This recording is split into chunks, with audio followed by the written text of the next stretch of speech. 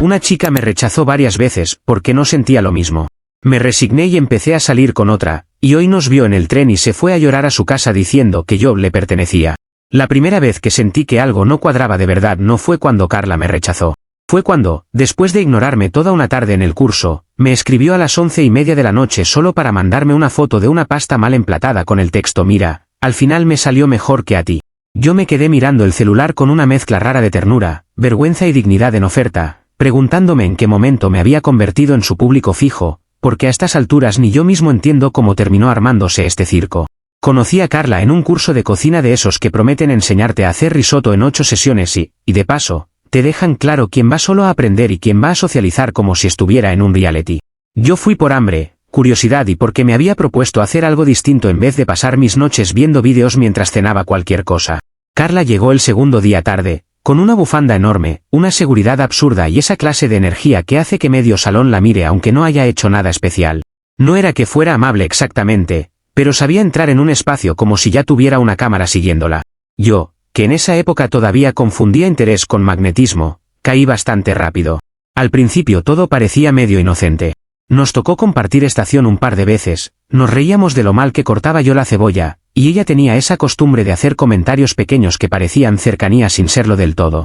Me preguntaba cosas personales, se acordaba de detalles tontos y luego desaparecía 2 días enteros como si le hubieran borrado la memoria selectivamente.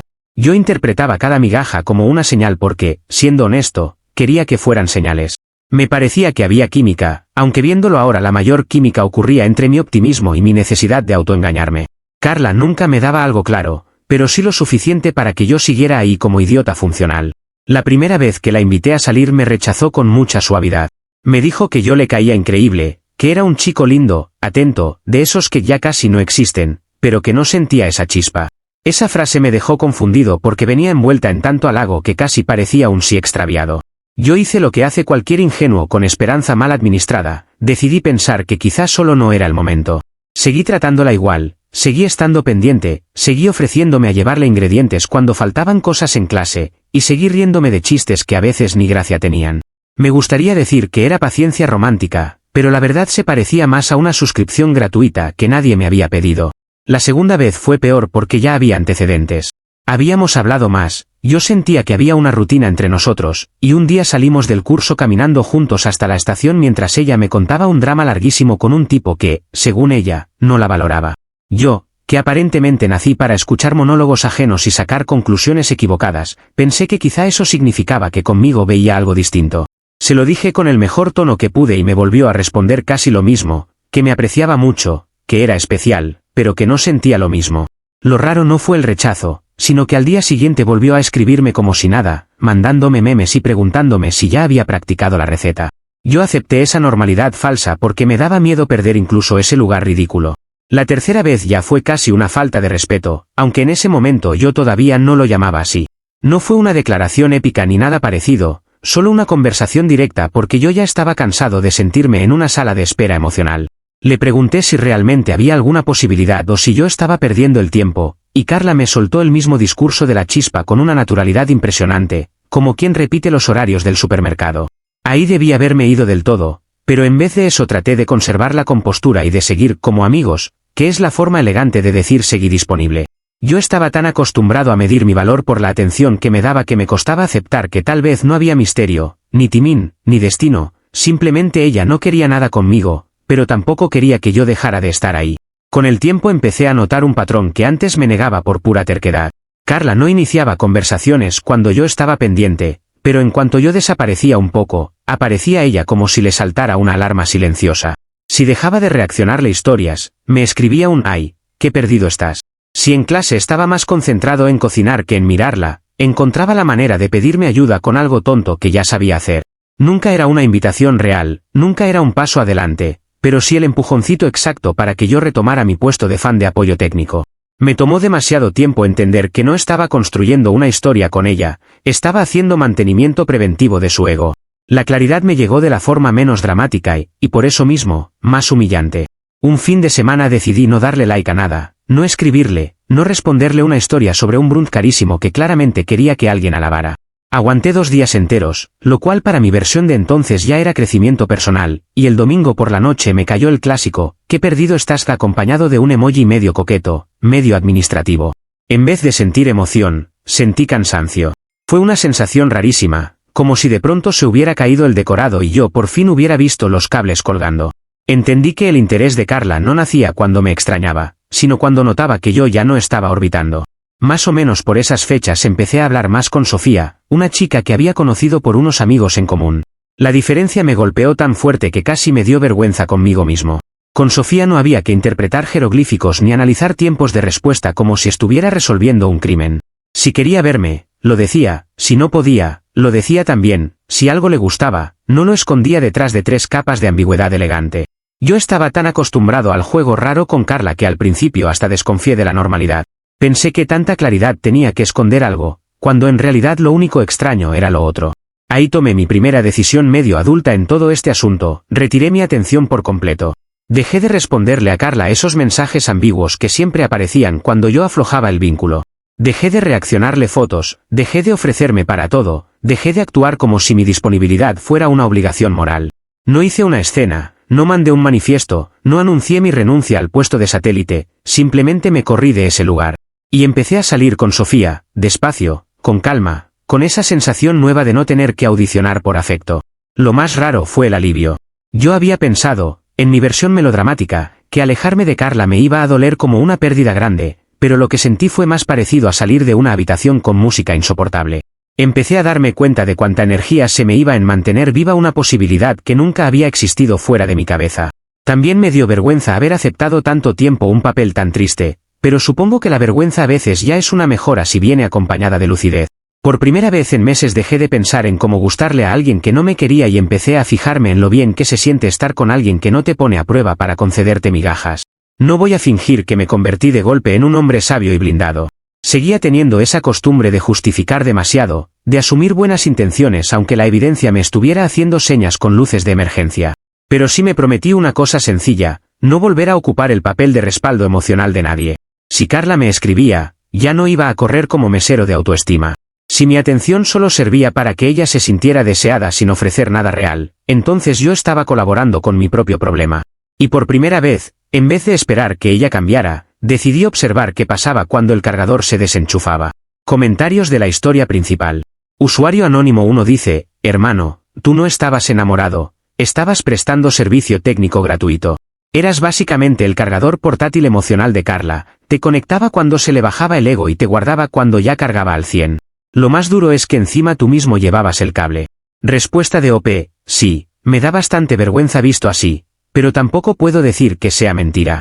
Me tomó tiempo darme cuenta de que eso no era amor ni paciencia, era mantenimiento puro y duro. El detalle que me terminó de abrir los ojos fue ese, solo aparecía cuando yo dejaba de darle likes o de estar pendiente. O sea, ni disimulaba bien. Usuario anónimo 2 dice, no sé, suena a que te rendiste muy rápido. Tal vez si la buscabas una cuarta vez, ahora sería tu novia y no estarías escribiendo esto. A veces a la gente hay que insistirle más para que vea lo que tiene enfrente. Respuesta de OP, perdón, pero 3 no ya me parecen una cantidad bastante saludable para cualquier persona cuerda. No estamos hablando de un paquete perdido en correos, estamos hablando de una mujer adulta diciendo que no siente lo mismo. Si después de 3 rechazos yo insistía otra vez, eso ya no era perseverancia, era hacer el ridículo por hobby. Y en ese deporte ya había competido suficiente. Actualización 1.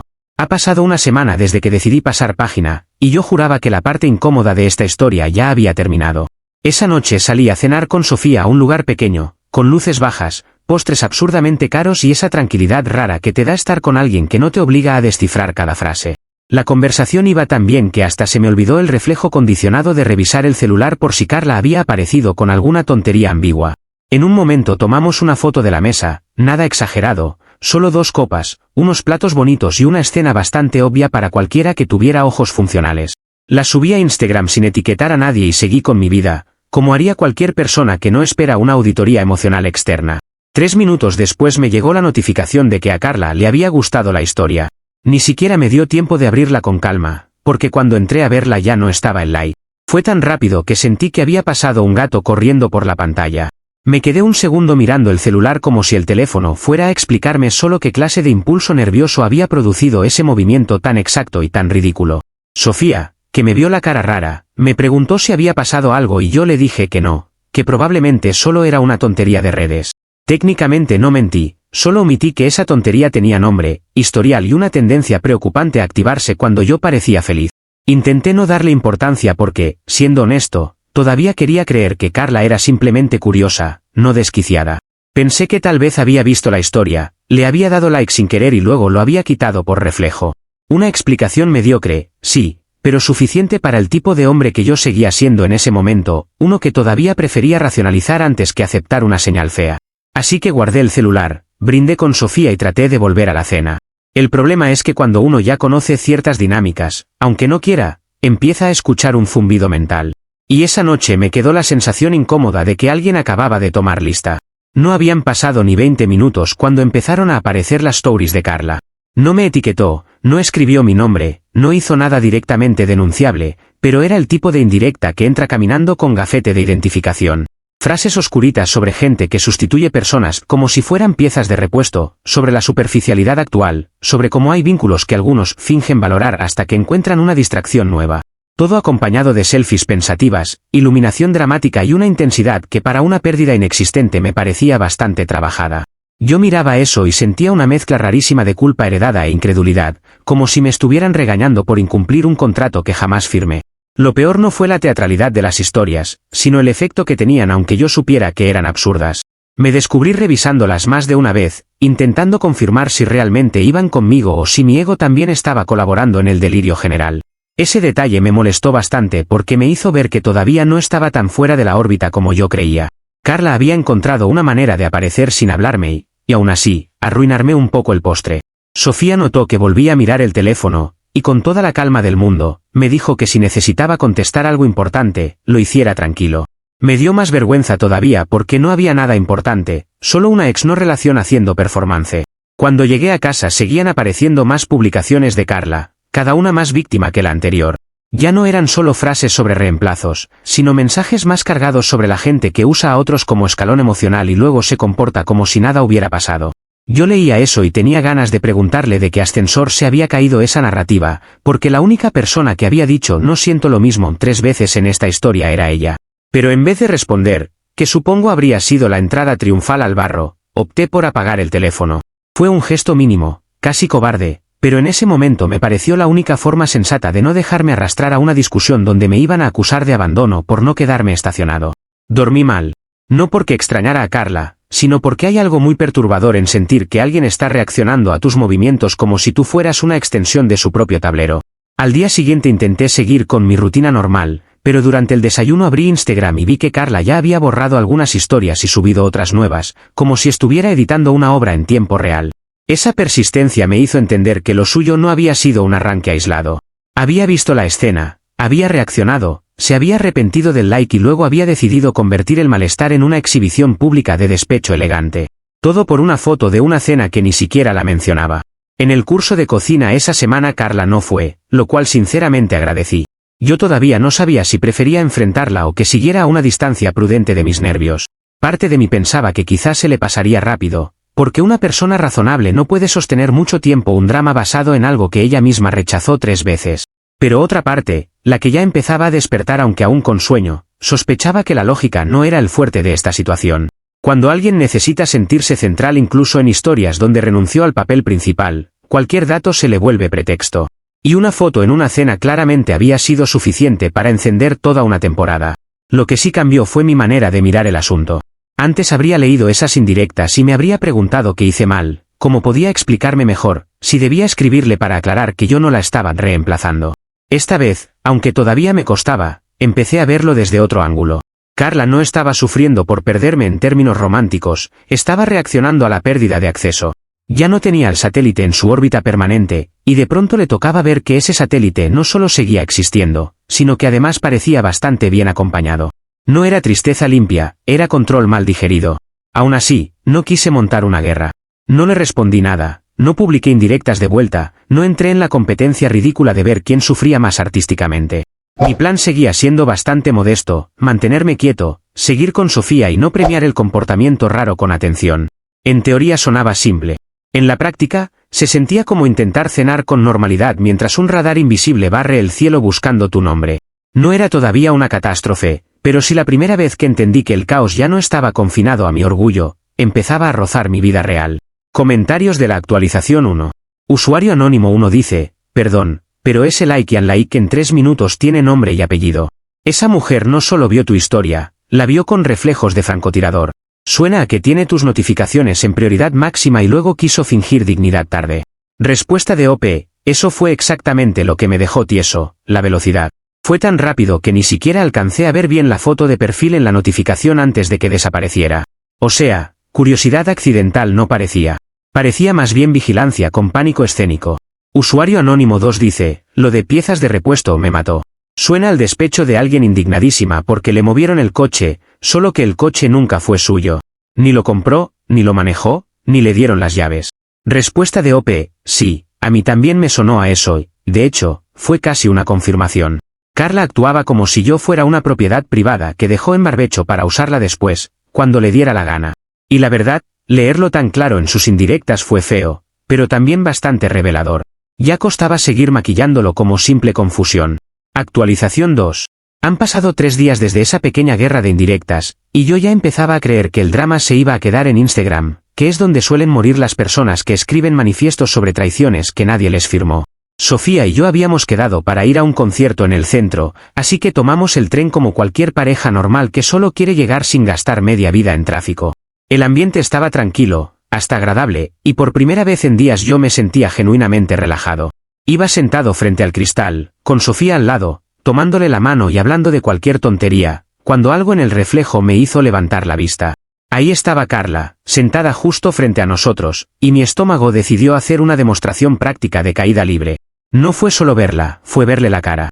En el reflejo del vidrio se notaba una expresión tan cargada que parecía que acababa de presenciar un delito federal en tiempo real. No exagero cuando digo que se quedó mirándonos con horror puro, como si yo me hubiera fugado con un secreto de Estado y además me estuviera riendo en primera clase. Durante un segundo me quedé congelado, no porque creyera haber hecho algo malo, sino porque el cuerpo tarda en ponerse al día cuando una situación absurda ocurre de golpe. Sofía siguió hablando un instante más hasta que notó que mi atención se había ido al frente y giró un poco la cabeza. Carla entonces no apartó la mirada, lo cual volvió todo todavía más incómodo. En otra época yo habría hecho lo imposible por desactivar la incomodidad ajena, incluso si la incomodidad ajena venía en forma de delirio.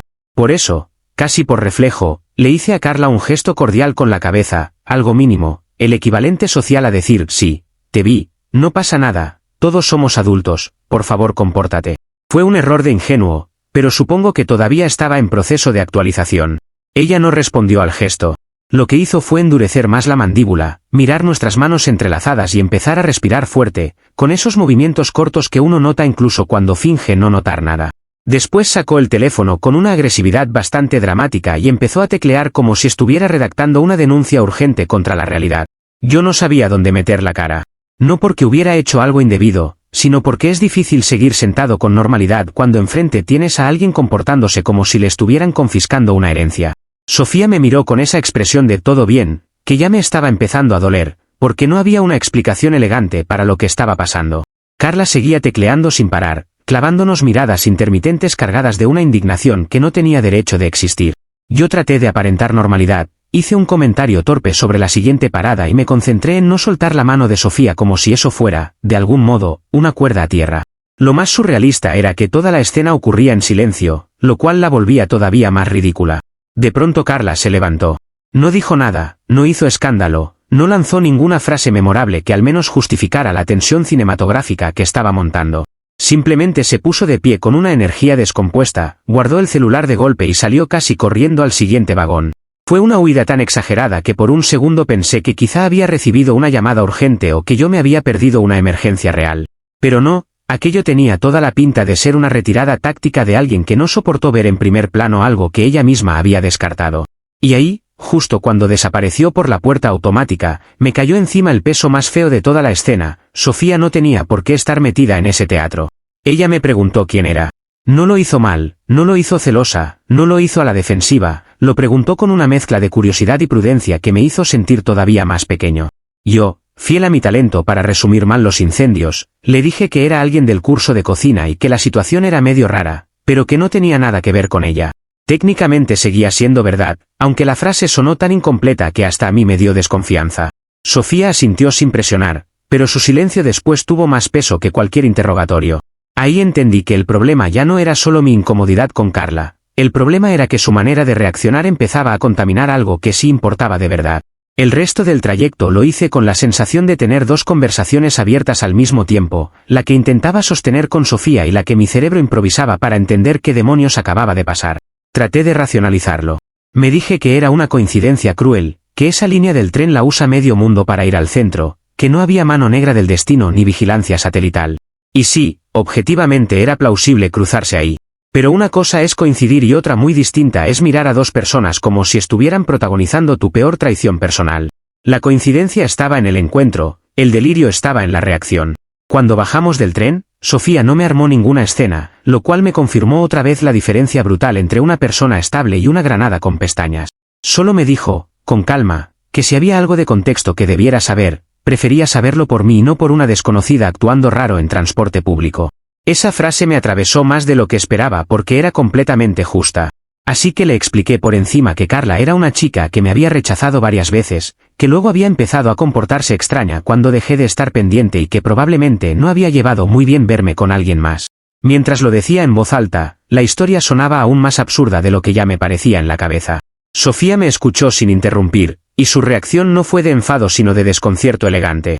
Me dijo que entendía que el pasado de la gente a veces aparece de formas incómodas, pero que esperaba no verse atrapada en una dinámica de mensajes raros, publicaciones pasivo-agresivas y mujeres misteriosas huyendo de vagón en vagón. No lo dijo como amenaza, sino como un límite sano, y creo que por primera vez empecé a sentir no solo vergüenza, sino responsabilidad. Porque una cosa es dejar que alguien te use de cargador emocional cuando estás solo y medio perdido, otra muy distinta es permitir que ese desorden salpique a una persona que llegó con claridad y buena fe. Ese pensamiento me hizo dejar de mirar la situación como una rareza simpática y empezar a verla como un problema real. Esa noche no pasó nada visible. Carla no me escribió todavía, no subió otra historia dramática inmediatamente, no apareció en el concierto con un violín triste de fondo. Pero yo ya conocía el patrón lo suficiente como para sospechar que el tren no había sido el final del episodio, sino el disparo de salida. La forma en que salió al otro vagón no parecía cierre, parecía retirada para rearmarse. Y yo, que hasta entonces había tratado de no hacer olas, empecé a entender que ignorar no siempre desactiva las cosas, a veces solo les da tiempo para coger impulso. Aún así, seguí adelante con el plan más básico que tenía. Me quedé con Sofía, respiré hondo y traté de disfrutar la noche, aunque con la incomodidad de quien sabe que alguien acaba de tomarse su felicidad como una provocación personal. Comentarios de la actualización 2. Usuario anónimo 1 dice, perdóname, pero lo del tren suena a coincidencia tan perfecta que parece escrito por un guionista borracho con ganas de hacerte sufrir. El mundo es un pañuelo, sí, pero sentada justo enfrente de ustedes ya roza la maldad del universo. Igual la imagen del reflejo en el cristal sí tiene ese detalle incómodamente real que nadie inventaría para quedar bien. Respuesta de OP, te juro que yo mismo habría pensado que era Bat si no hubiera visto primero su cara en el reflejo. Esa línea del tren la usamos medio mundo para ir al centro, así que coincidir era posible, lo que ya no tenía nada de normal fue esa expresión de traición nacional. Y sí, el reflejo fue tan claro que por un segundo sentí que estaba viendo una película donde yo no había leído el guión.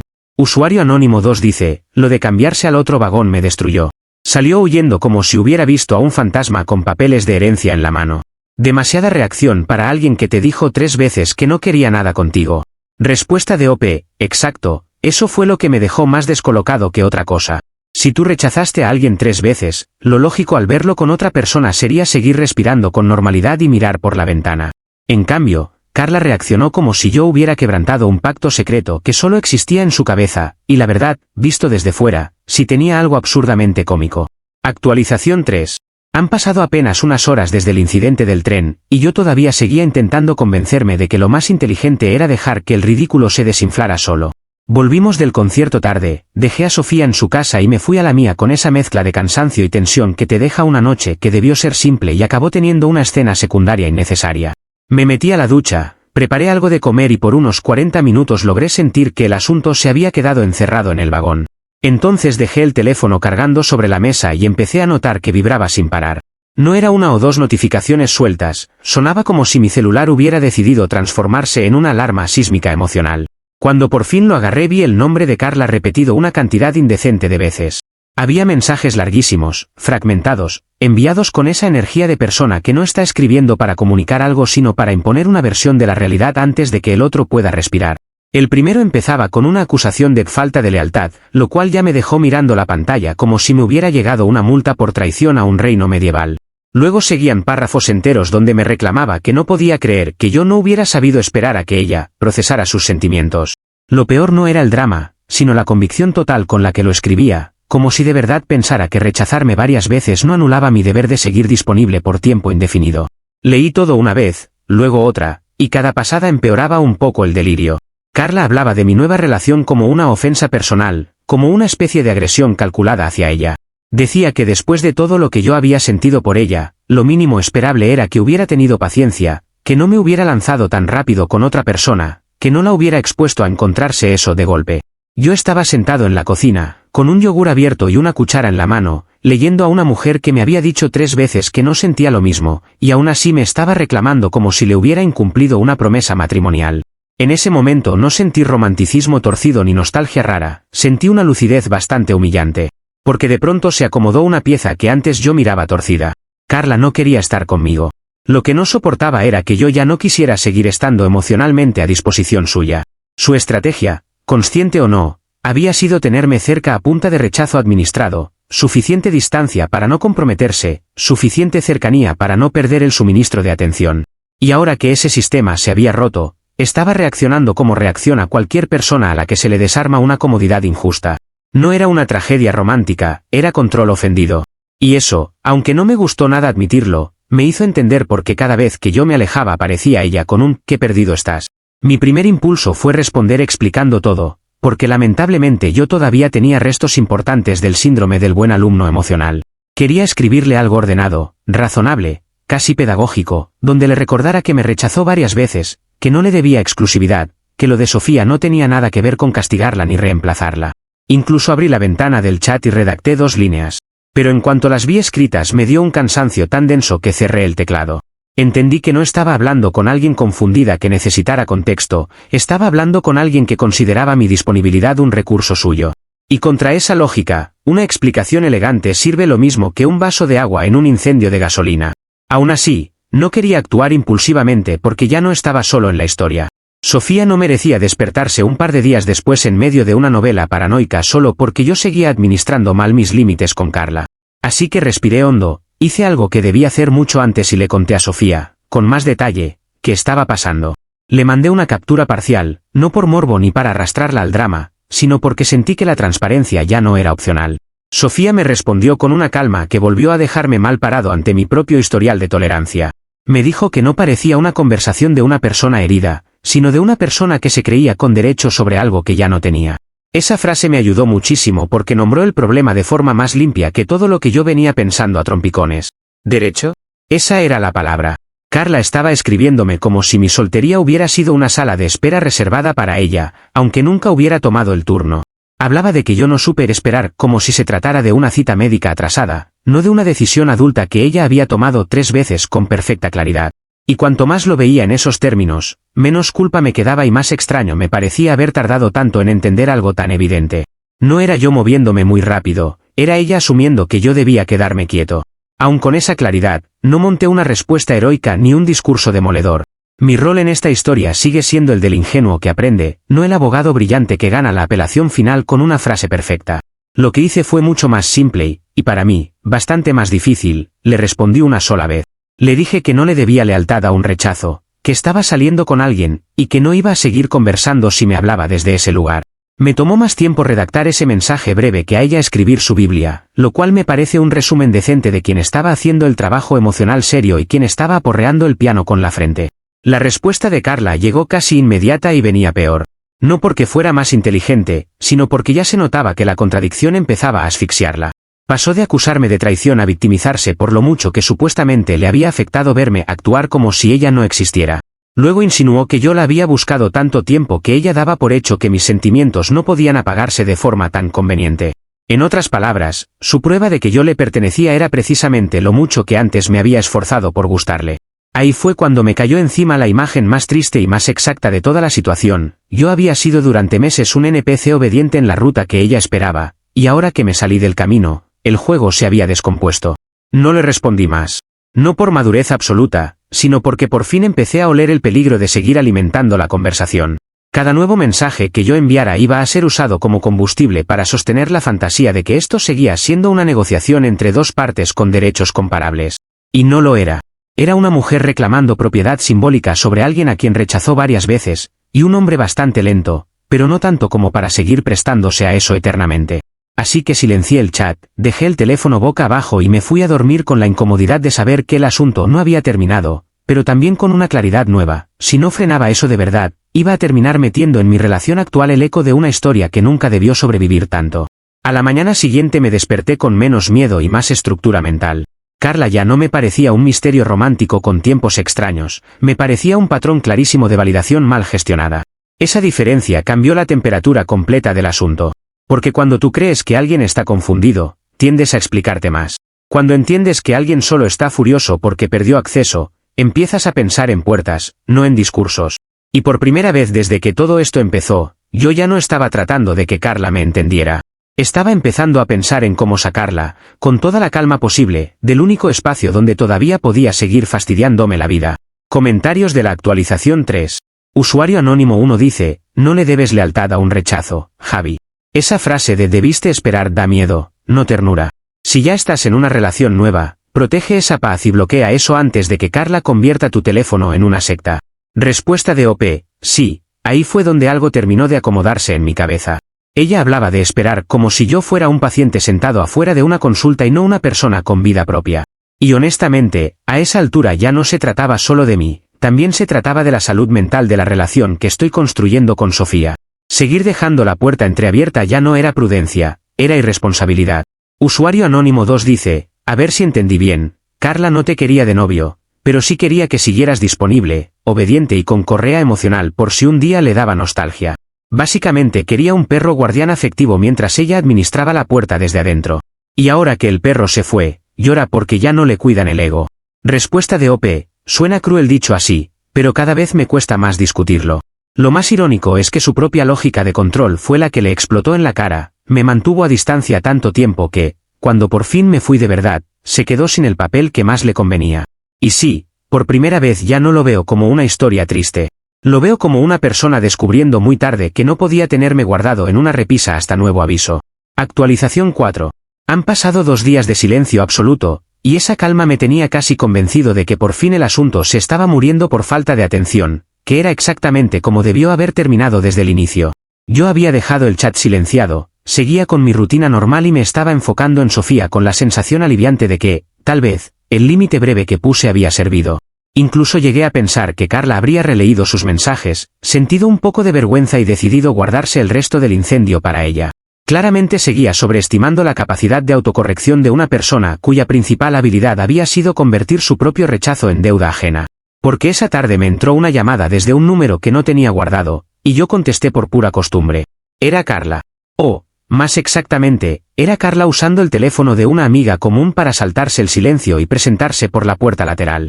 En cuanto escuché su voz, reconocí ese tono húmedo, entre lloroso y ofendido, que la gente usa cuando quiere parecer destruida y agraviada al mismo tiempo. No empezó saludando ni pidiendo hablar, empezó soltándome una frase tan absurda que durante un segundo pensé que había oído mal. Me dijo, llorando, que yo le pertenecía. Así, sin metáfora, sin adornos, sin ese filtro social mínimo que a veces vuelve discutibles las barbaridades. Añadió que nadie la había querido con la insistencia con la que yo la quise y que ahora se sentía vacía sin su constante. Hubo unos segundos de silencio en los que no sentí rabia ni pena, sino una especie de claridad helada. Todo lo que yo había tardado semanas en entender me lo estaba confirmando ella sola, en voz alta, sin necesidad de detective ni interpretación fina. Carla no estaba peleando por amor, ni por cierre, ni por una oportunidad perdida. Estaba sufriendo el síndrome de abstinencia de una validación que daba por garantizada. Yo no era, en su cabeza, una persona que se alejó después de ser rechazada, era un recurso fijo que había dejado de funcionar. Y escuchar eso con tanta crudeza me quitó el último resto de culpa que todavía podía andar escondido entre los muebles. Lo más revelador fue que Carla seguía hablando como si me estuviera ofreciendo una confesión conmovedora. Decía que no era justo que yo hubiera cambiado de página sin avisarle, que ella necesitaba tiempo para ubicarse, que una parte de mí le correspondía por todo lo que yo había insistido antes. Era la versión definitiva de su lógica, mis sentimientos pasados, que yo había vivido con vergüenza y torpeza, en su cabeza se habían transformado en un título de propiedad. Cuanto más intentaba justificarse, más se hundía sola. Porque cada frase que usaba para retenerme dejaba todavía más claro que nunca había querido construirme un lugar real, solo conservar un altar portátil para su ego. Y ahí fue cuando hice algo que, para otro hombre más despierto, habría sido trivial, pero para mí significó bastante. No discutí. No le di el cierre teatral que seguramente esperaba. No intenté ganar la conversación con una frase ingeniosa ni ponerme en modo salvador explicándole su herida interna como si yo fuera terapeuta con delantal. Simplemente la dejé hablar lo suficiente como para confirmar sin dudas quién era ella en esta historia y quién había sido yo para ella, y luego colgué. Sin ceremonia. Sin lo siento. Sin quizá en otro momento. Solo corté la llamada con esa sensación rarísima de que por fin estaba soltando un objeto que llevaba demasiado tiempo pegado a la mano. Después de colgar me quedé mirando el teléfono como si acabara de desactivar una alarma que llevaba meses sonando de fondo. Entonces fui paso por paso, con una calma casi administrativa que me dio muchísima satisfacción. La bloqueé de WhatsApp, de Instagram, de llamadas, del correo y hasta de LinkedIn, porque a esas alturas ya no me parecía paranoia sino higiene. Fue casi cómico llegar al punto de pensar, también por aquí, por si un día le da por convertirme una red laboral en una capilla de despecho, pero preferí exagerar yo un poco una vez antes que seguir subestimándola a ella 20 veces. Y con cada bloqueo sentía menos drama y más orden. Sofía estaba conmigo cuando hice eso. No porque me estuviera supervisando, ni porque me lo exigiera, sino porque habíamos quedado de vernos esa tarde y me encontró justo saliendo de ese último episodio ridículo. Le conté lo esencial, esta vez sin adornos protectores ni resúmenes cobardes. Esperé incomodidad, quizá cansancio, quizá la típica frase diplomática de entiendo, pero esto es demasiado, porque sinceramente me la habría ganado. En cambio, lo que vi fue una sonrisa tranquila, de esas que no celebran el caos sino el hecho de que por fin alguien haya tomado una decisión adulta.